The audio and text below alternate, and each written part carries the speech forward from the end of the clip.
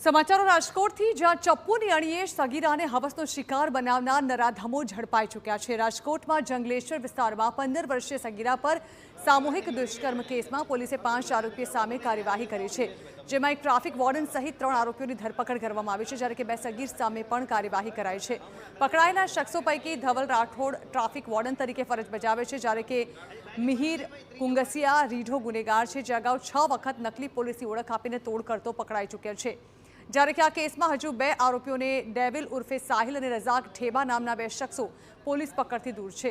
પોલીસે પકડાયેલા આરોપીના ગુનાહિત ઇતિહાસના આધારે તપાસ શરૂ કરી છે।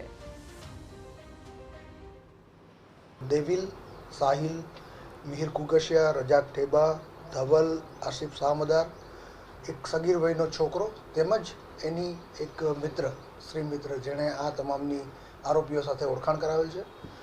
તેને આરોપી તરીકે તેઓના નામ ફરિયાદમાં આપવામાં આવેલ છે।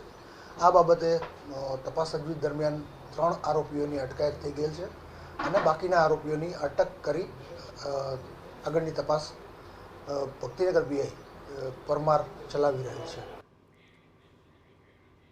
તો રાજકોટમાં જે સગીરા સાથે સોશિયલ મીડિયા મારફતે મિત્રતા કેળવી અને ત્યારબાદ તેની સાથે દુષ્કર્મ આચર્યાની ઘટના સામે આવી હતી, જે મામલે પોલીસ દ્વારા કાર્યવાહી કરવામાં આવ્યું છે।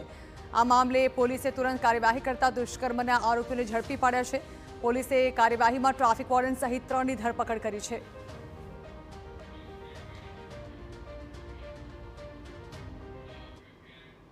અન્ય સમાચારો